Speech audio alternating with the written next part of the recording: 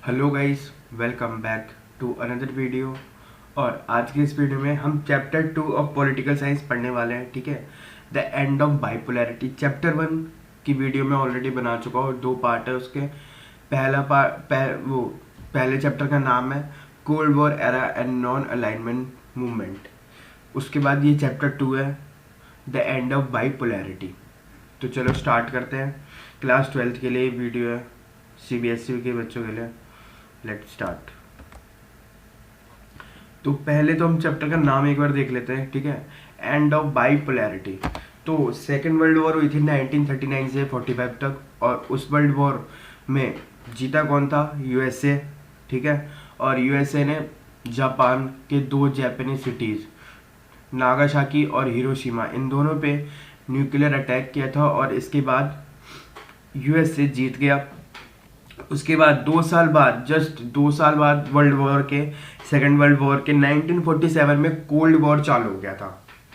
ठीक है, तो कोल्ड वॉर में आपने पढ़ा कि जहाँ पे एक साइड USA था तो दूसरी साइड था USSR, और USSR के बारे में इस चैप्टर में हम पढ़ेंगे। उसके बाद हमने ये पढ़ा, उस 1947 से ही बाइपोलैरिटी चालू हो गई थी वर्ल्ड में। ठीक है, बाइपोलैरिटी मतलब कि 2 सुपर पावर पूरे वर्ल्ड को डोमिनेट कर रही थी एक तरीके से।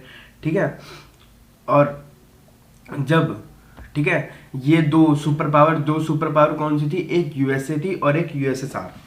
ठीक है, ये दोनों एक तरीके से पूरे वर्ल्ड को डोमिनेट कर रहे थे, हर जगह इनका इंटरफेरेंस था और इन्होंने पूरे वर्ल्ड को डोमिनेट किया। और इस चैप्टर में हम पढ़ेंगे कि एंड ऑफ बाइपोलैरिटी मतलब कैसे इन दोनों में से एक जो USSR है, USSR एंड मतलब डिसइंटीग्रेशन हो गया USSR का, और पूरा वर्ल्ड बन गया एक। पूरे वर्ल्ड में सिर्फ एक ही सुपर पावर बची, वो है USA, यूनिपोलर वर्ल्ड। ठीक है, यूनिपोलैरिटी कहते हैं उसे। ठीक है, बाइपोलैरिटी, यूनिपोलैरिटी। और अभी अगर हम प्रेजेंट टाइम की बात करें 2020 की, तो ये मल्टीपोलर बन चुका है, क्योंकि सिर्फ एक अमेरिका या फिर रशिया ही नहीं है, बहुत सारी ऐसी कंट्रीज हैं जो अपने आप को सुपर पावर क्लेम करती हो, और वो है भी। ठीक है, अब क्लेम तो पाकिस्तान भी करती है, बट वो तो नहीं है ना। तो चलो पहला देखते हैं कि USSR का मतलब United states of Soviet Republic. ठीक है, या फिर यूनाइटेड सोशलिस्ट सोवियत रिपब्लिक। ठीक है, ये कह सकते हैं हम। उसके सोवियत सिस्टम क्या था? ठीक है, पहले तो हम यही देख लेते हैं। तो ये जो है ना, USSR 1917 में एग्जिस्टेंस में आया था। ठीक है, in Russia after socialist revolution. ठीक है, ये आपने 10th में पढ़ रखा होगा, वो जो रेवोल्यूशन हुआ था, सोशलिस्ट रेवोल्यूशन। ठीक है, इस रेवोल्यूशन के बाद 1917 में ये एग्जिस्टेंस में आया था। This revolution was inspired by the idols of socialism. ठीक है, अब ये तो आपको पढ़ के ही पता चल रहा है, और सोशलिज्म ही इनकी मेन आइडियोलॉजी थी। तो ये जाहिर सी बात है कि सोशलिज्म से ही इंस्पायर्ड हुए होंगे। ठीक है, और इनका काम क्या था? As oppose to capitalism. ठीक है, सोशलिज्म इनका आइडियोलॉजी था, और इन्होंने क्या किया? कैपिटलिज्म को, लिबरलिज्म कैपिटलिज्म को अपोज किया। ठीक है, उसके बाद communist party primacy to the institution. ठीक है, अब जैसे कि अभी हम इसको एज ए एग्जांपल देखते हैं कि जैसे कि हमारे इंडिया में बहुत सारी पॉलिटिकल पार्टीज हैं। ठीक है, लेकिन प्राइमेसी किसी भी पार्टी को नहीं है। ठीक है, क्योंकि यहाँ पे डिफरेंट पार्टी है। ठीक है, और डिफरेंट पार्टी वोट सिस्टम भी है। ठीक है, लेकिन वहां पे सिर्फ एक ही पार्टी रह सकती थी, वो थी कम्युनिस्ट पार्टी। और कम्युनिस्ट पार्टी को ही प्राइमेसी या फिर मतलब प्राइमरी पार्टी एक ही थी, और वही डोमिनेट कर रही थी पूरे इंस्टीट्यूशन को। ठीक है, ये हो गया communist party primacy to the institution. ठीक है, उसके बाद जब 1917 में USSR बना, तो एक सिर्फ रशिया ही नहीं आता उसके अंदर 15 रिपब्लिक्स थी। ठीक है, 15 और अदर कंट्रीज थी जिन्होंने मिलके USSR बनाया था। ठीक है, और सबसे जो बड़ी दिक्कत थी ना USSR की, वो बहुत ही ये थी कि ब्यूरोक्रेटिक और अथॉरिटेरियन सिस्टम था। ठीक है, मतलब बहुत ही कंजस्टेड हम कह सकते हैं। ठीक है, बिल्कुल ही सख्त, ठीक है, रिजिड था। ठीक है, किसी को भी थोड़ी सी भी फ्रीडम नहीं थी, इतनी फ्रीडम भी नहीं थी कि अपने एक्सप्रेशंस को बता सके। ठीक है, कि वो उसे कैसा लगता है सरकार के बारे में या फिर कुछ भी, उसको बिल्कुल भी फ्रीडम नहीं थी, ठीक है, बिल्कुल रिजिड सिस्टम था, ठीक है। ये जो कम्युनिस्ट पार्टी के लोग थे ये हर फील्ड में डोमिनेट कर रहे थे, और ऐसे ही सोवियत सिस्टम चल रहा था 1917 से, ठीक है। और 1947 से वैसे ही कोल्ड वॉर चालू हो गया, तो और दिक्कत होने लग गई। अब हम देखते हैं कि एडवांटेज ऑफ सोवियत सिस्टम क्या होते हैं, या फिर हम कह सकते हैं कि फीचर्स, है ना, कि फीचर्स क्या है सोवियत सिस्टम के। तो पहला तो इनका काम क्या था कि कैपिटलिज्म को अपोज करना है, ठीक है, कि कैपिटलिज्म के बारे में सिर्फ ये कि कैपिटलिज्म सबसे बेकार है और सोशलिज्म सबसे बढ़िया है, ठीक है। पहला काम इनका ये था। उसके बाद सोवियत सिस्टम जो था ना, उसमें यूएसएसआर, सोवियत सिस्टम जब भी मैं कहूँ तो आप समझ जाना कि मैं यूएसएसआर की बात कर रहा हूँ।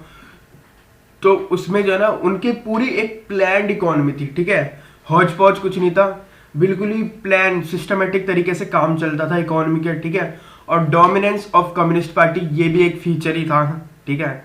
उसका मिनिमम लाइफ एक्सपेक्टेंसी, ठीक है, मतलब सारा काम ना सरकार का था, ठीक है। आपको कोई पब्लिक को ना कोई भी ज्यादा परेशानी नहीं हो रही थी, ठीक है, कि खाना खाना है तो खाना आएगा कहाँ से, ये काम सरकार का है, सरकार आपको खाना देगी, आप खाना खाओ और सरकार के लिए काम करो, ठीक है। ये हो गया मिनिमम लाइफ एक्सपेक्टेंसी, ठीक है, मतलब न्यूनतम जीवन स्तर, ठीक है। ये आपने हिंदी में पढ़ रखा होगा, ज्योग्राफी में भी पढ़ रखा होगा ये आपने। उसके बाद नो अनएम्प्लॉयमेंट, बेरोजगारी बिल्कुल भी नहीं थी, ठीक है, सोवियत सिस्टम में। उसके बाद डेवलप्ड टेक्नोलॉजी थी, ठीक है, और स्टेट कंट्रोल और ओनरशिप कह सकते हैं हम, ठीक है, मतलब प्राइवेट ओनरशिप नहीं थी सोशलिज्म में। जो भी कंट्रोल था, ठीक है, चाहे वो जमीन, चाहे वो हर चीज, कोई से भी रिसोर्स हो, उन सब पे कंट्रोल एक ही इंसान का था, वो मतलब एक ही इंस्टीट्यूशन का था, वो था गवर्नमेंट, ठीक है, स्टेट। ये है एडवांटेजेस ऑफ सोवियत सिस्टम। ये आ जाता है क्वेश्चन, तो आप जरूर आराम से, बहुत ही सिंपल कर दिया मैंने से, आप देख सकते हो। उसके बाद मिखेल गोर्बाचेव, ये जो है ना बहुत ही इंपॉर्टेंट, इन्होंने पार्ट प्ले किया था, ठीक है। मिखेल गोर्बाचेव जो थे वो थे general director of communist party, वो general secretary of communist party 1985 में, और ये लास्ट लीडर थे, ठीक है, एज अ कम्युनिस्ट पार्टी के भी लास्ट लीडर थे और यूएसएसआर के भी लास्ट लीडर थे, क्योंकि उसके इनके आने के बाद ही यूएसएसआर का डिसइंटीग्रेशन हो गया था, ठीक है। इन्होंने ही ऐसे कुछ काम किए थे जिस वजह से डिसइंटीग्रेशन ऑफ यूएसएसआर हुआ। उसके बाद जैसे कि हमने पढ़ा कि ना ये सिस्टम बहुत ही ब्यूरोक्रेटिक और अथॉरिटेरियन था, तो बिल्कुल ही मतलब लोग परेशान हो रखे थे, ठीक है।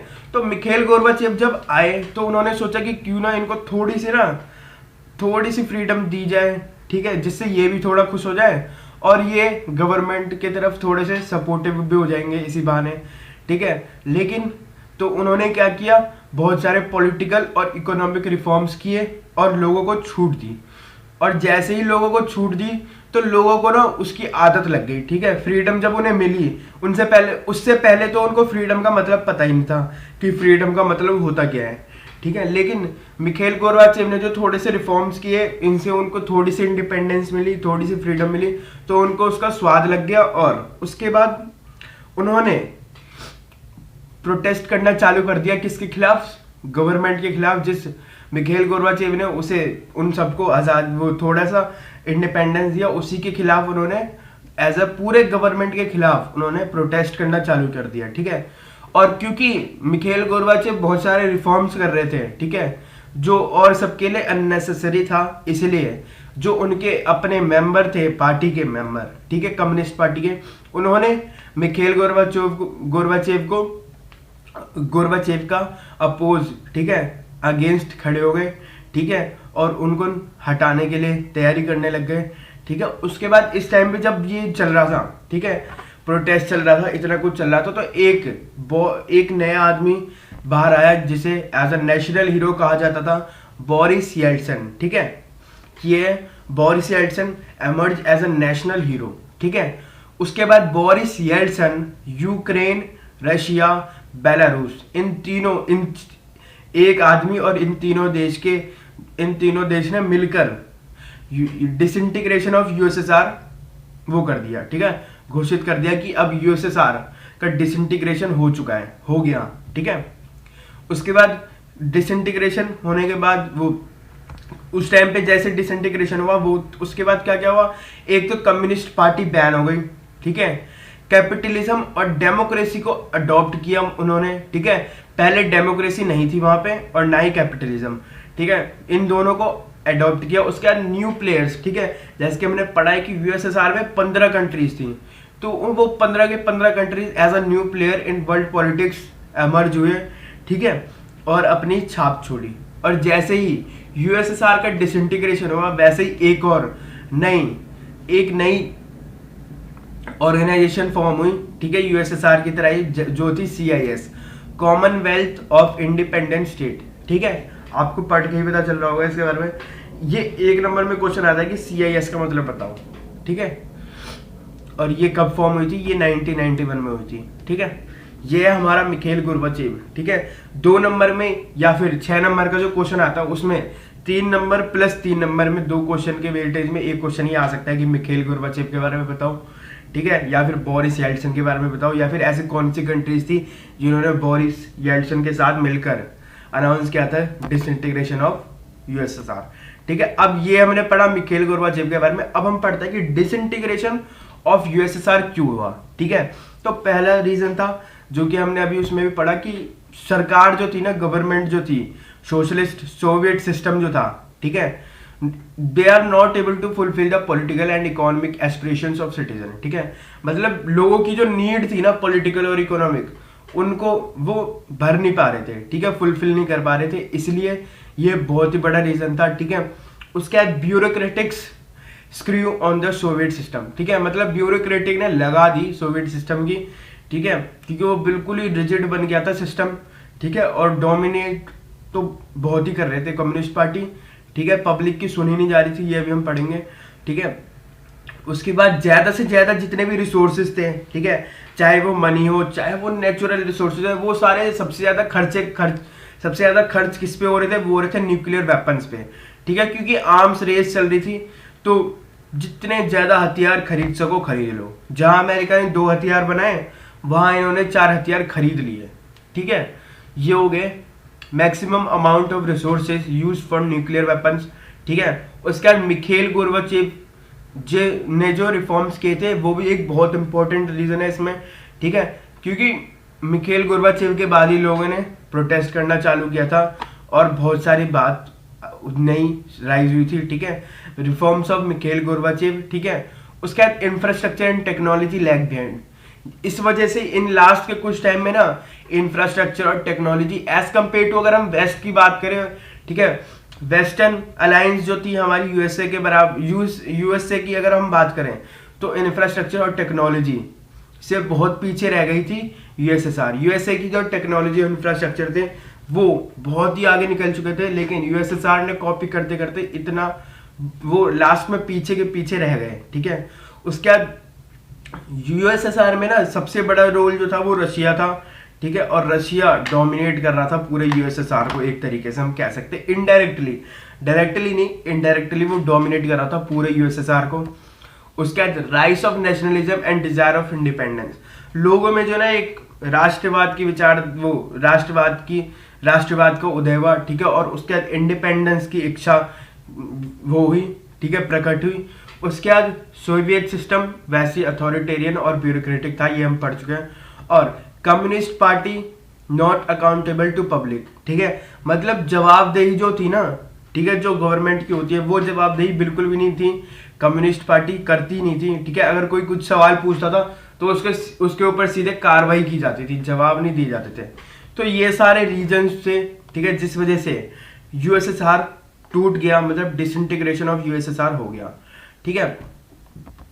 उसके बाद कॉन्सिक्वेंसेस ऑफ डिसइंटीग्रेशन क्या हुआ, ठीक है, आपको तो पता ही होगा, जो भी हम काम करते हैं उसका रिजल्ट या फिर एज अ कॉन्सिक्वेंस कुछ ना कुछ होता ही है। तब यूएसएसआर का डिसइंटीग्रेशन हुआ तो उसके कॉन्सिक्वेंस क्या हुआ, ठीक है, मतलब उसका रिजल्ट क्या आया फाइनल, ठीक है। तो 1947 से जो कोल्ड वॉर चल रही थी ना, वो आखिर में 1991 में with the disintegration of USSR खत्म हो गया, ठीक है। जैसे कि हमने पढ़ा कि बाइपोलैरिटी चल रही थी, तो bipolarity and with the rise of unipolar world, ठीक है। राइज किसका हुआ? Unipolar world. और यूनिपोलर में सिर्फ एक ही सुपर पावर बच रही थी, वो थी अमेरिका, ठीक है। उसके बाद ये जो आर्म्स रेस चल रही थी, ठीक है, कि सबसे ज्यादा हथियार खरीदो, हथियार खरीदो, हथियार खरीदो, ये रेस भी एक तरीके से खत्म हो गई क्योंकि यूएसएसआर बचा ही नहीं, ठीक है। उसके बाद एंड ऑफ सोवियत रिपब्लिक, ठीक है, या फिर सोवियत सिस्टम, ठीक है, मतलब सोवियत सिस्टम खत्म हो गया। उसके बाद सोवियत सिस्टम में 15 कंट्रीज थी, तो वो 15 नई countries as a mainstream आई, ठीक है, और पूरे वर्ल्ड को पता चला, ठीक है। जस्ट डिसइंटीग्रेशन के बाद ही ना बहुत सारे मेंबर्स 16-17 मेंबर्स जो है यूएन में जाके जुड़ गए थे, ठीक है। जहां कुछ साल पहले सिर्फ कुछ मेंबर थे, वहीं 1 से 1.5 साल के अंदर 15 से 20 मेंबर बढ़ गए थे, ठीक है। उसके बाद Russia succeeded the Soviet union, ठीक है। जैसे कि आपको मैंने कहा ही कि रशिया जो था ना डोमिनेट कर ही रहा था और उसको बस वो जगह लेनी थी, और उसने जगह कब ली? जब यूएसएसआर टूट गया, ठीक है। रशिया ने सब कुछ ले लिया। उसके बाद पावर रिलेशन जो थी वर्ल्ड पॉलिटिक्स की वो चेंज हुई, ठीक है, मतलब पावर शिफ्ट हुई, क्योंकि यूएसएसआर चाहे कुछ भी कर रहा था लेकिन एक तरीके से बहुत ही important role as a opponent play कर रहा था, जो कि वो बिल्कुल हट गई थी। वो पावर एक तरीके से रशिया पे गई और थोड़ा और रिलेशन जो था ना वो चेंज हुआ। कितने सारे जो ये यूएसएसआर की कंट्रीज थी वो डिसइंटीग्रेशन के बाद, ठीक है, वो कैपिटलिज्म में चली गई, ठीक है, मतलब यूएसए के ग्रुप में चली गई। उसके बाद ये जो आइडियोलॉजी की लड़ाई चल रही थी कि दोनों कह रहे थे कि हमारी आइडियोलॉजी कैपिटलिज्म और हमारी आइडियोलॉजी जो है सोशलिज्म, वो दोनों मतलब दोनों के हिसाब से दोनों की आइडियोलॉजी बहुत बढ़िया थी, लेकिन एट द एंड ये पता चला कि आइडियोलॉजी कौन सी बढ़िया थी, वो थी कैपिटलिज्म, और कैपिटलिज्म की आइडियोलॉजी जीत चुकी थी, ठीक है। ये थे कॉन्सिक्वेंसेज ऑफ डिसइंटीग्रेशन, ठीक है। तो यहीं पे वीडियो एंड होती है। Thanks for watching the video. Please don't forget to like, share and subscribe.